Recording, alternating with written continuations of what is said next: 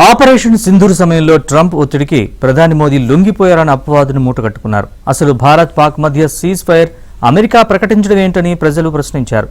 అందుకేనేమో తాను చాలా టఫ్ గా అనిపించుకుంటున్నారు ప్రధాని మోదీ. ట్రంప్ ని సైతం లెక్క చేయడం లేదు. పాక్ ఆర్మీ చీఫ్ కు ట్రంప్ ఆతిథ్యం ఇవ్వడమే ఇందుకు కారణమా?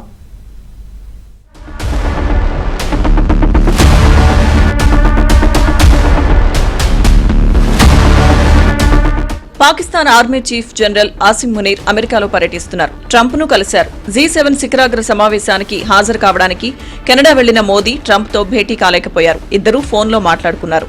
ట్రంప్ తన పర్యటనను కుదించుకుని తిరిగి అమెరికా వెళ్లిపోయారు. ఉగ్రవాదంపై చర్య తీసుకోవాలనే తన దృఢ సంకల్పాన్ని ప్రపంచం ముందు ఉంచినట్లు ట్రంప్ తో ప్రధాని మోదీ స్పష్టంగా చెప్పారు. మోదీ గొప్ప నాయకుడని చెప్పిన ట్రంప్ తనకు పాకిస్తాన్ అంటే చాలా ఇష్టమన్నారు. Between Pakistan, I love Pakistan. I think Modi is a fantastic man. I spoke to him last night. We're going to make a trade deal with Modi of India. But I stopped the war between Pakistan and India. This man was extremely influential in stopping it from the Pakistan side, Modi from the India side, and others.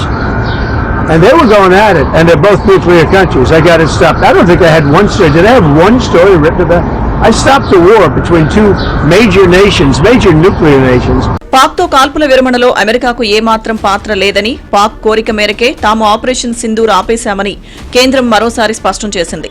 తమ వ్యవహారాల్లో మూడో దేశ జోక్యాన్ని అంగీకరించబోమని తేల్చి చెప్పింది. దీనికి Trump కూడా అంగీకరించారు. భారత్ పాకిస్తాన్ మధ్య కాల్పుల విరమణ ఒప్పందాన్ని కుదిర్చింది తానేనంటూ ఇటీవల ప్రకటించిన అమెరికా అధ్యక్షుడు డొనాల్డ్ ట్రంప్ ఇప్పుడు మాట మార్చారు.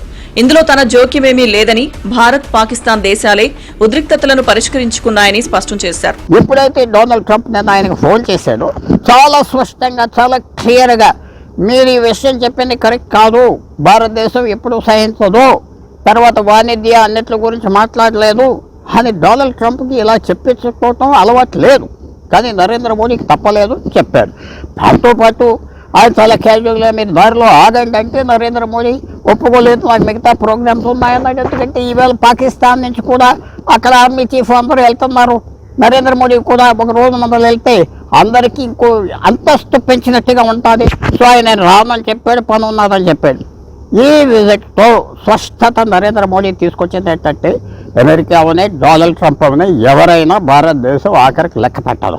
పాకిస్తాన్ ఆర్మీ చీఫ్ ఆసిం మునీర్ కు ట్రంప్ విందు ఇచ్చారు. భారత్ పాక్ యుద్ధం కొనసాగిస్తే చాలా నష్టం జరిగేదని, రెండు అణుశక్తి కలిగిన దేశాలన్నారు ట్రంప్. అందుకే ఉద్రిక్తతలు పరిష్కరించుకున్నాయని చెప్పుకొచ్చారు. భారత్ పాకిస్తాన్ తో అమెరికా వాణిజ్య ఒప్పందాలపై తాము పనిచేస్తున్నట్లు వెల్లడించారు. ఇది రెండు దేశాల సైన్యం చర్చలు జరిపి తీసుకున్న నిర్ణయమని, మధ్యవర్తి ఎవరూ లేరని స్పష్టం చేశారు. ట్రంప్ వెనక్కి తగ్గడం మోదీ ఘనతేనని చెప్పుకుంటున్నారు. Very simple. If they think that it's okay for Iran to have a nuclear weapon, then they should oppose me. But nobody thinks it's okay. People that don't want, I don't want to fight either. I'm not looking to fight. But if it's a choice between fighting and them having a nuclear weapon, you have to do what you have to do. Maybe we won't have to fight. Don't forget, we haven't been fighting. We add a certain amount of genius to everything, but we haven't been fighting at all.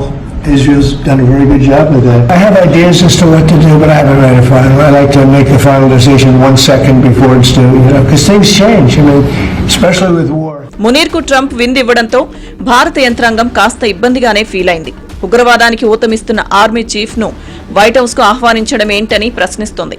Pak army chief ను America అధికారులు కలిస్తే పర్వాలేదు, కానీ అధ్యక్షుడు white house కు పిలిపించి విందివ్వడం అరుదైన విషయం. అయితే ఇరాన్ ఇజ్రాయెల్ యుద్ధంలో పాకిస్తాన్ ను పావుగా ఉపయోగించుకునేందుకు అమెరికా ప్రయత్నిస్తోందన్న వాదన వినిపిస్తోంది.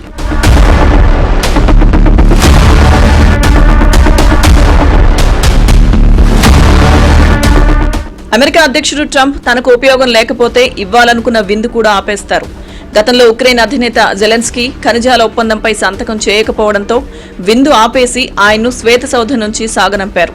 మరి మునీర్ కు విందు ఎందుకిచ్చారంటే దానికి భవిష్యత్తులో పాక్ మూల్యం చెల్లించుకోనుందని అర్థం. ఇరాన్ తో 900 కిలోమీటర్లకు పైగా సరిహద్దు పాకిస్తాన్ కుంది.